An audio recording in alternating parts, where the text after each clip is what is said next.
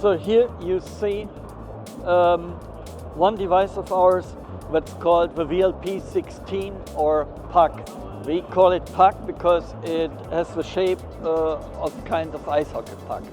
It will enable the car to see its environment and to recognize right in time any approaching objects or obstacles in its way. This is a so-called LiDAR sensor, that's basically a laser. And LiDAR is a synonym for light detection and ranging. This sensor here, with its rotating 16 laser channels, sends out millions and millions of photons. So it sends out light, and the light is being reflected where it hits an object. It can be you, it can be that screen, it can be a car, anything we see here in our environment. So light is sent out and it will be reflected. And the signal of reflection is recorded in here and later is evaluated by the software of the vehicle. LiDAR zato deluje neodvisno od tega, kako hitro avtomobil vozi. It contains 16 laser channels in a row.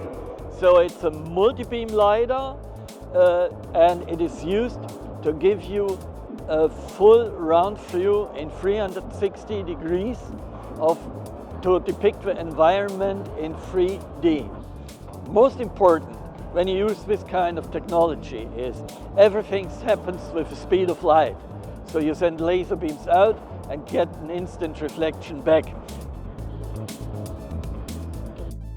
One benefit of using a lot of laser channels is that you get a clearer, more dense depiction of your environment. Compared, for instance, with the camera technology, a standard camera is not capable to see by night. This laser scanner works with part of the infrared. It has sends out light with a spectrum of 905 nanometers. So as long as a human being would operate a vehicle, as long as you could see through difficult climatic conditions, may it be snow, rain, whatever, as long as the sensor is capable to see as well.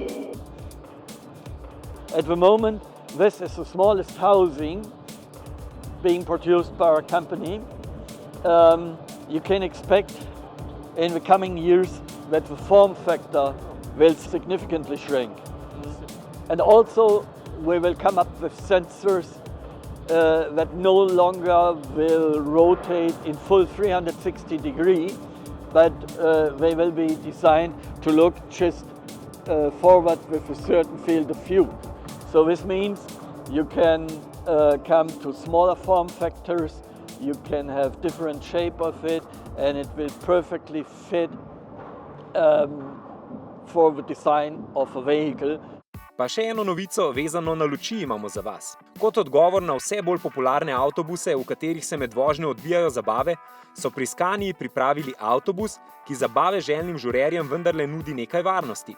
Avtobus so namreč opremili z asistenčnimi sistemi.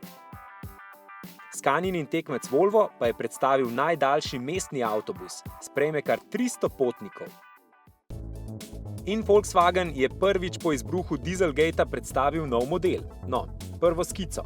Arteon se bo imenoval prestižni ljudski avtomobil, naslednik Passata CC. Cullinan pa se bo imenoval model, s katerim Rolls-Royce odgovarja na aktualne trende. Range Roverjeve terenske vozne lastnosti, kot je videti, ne bo skušal prekositi.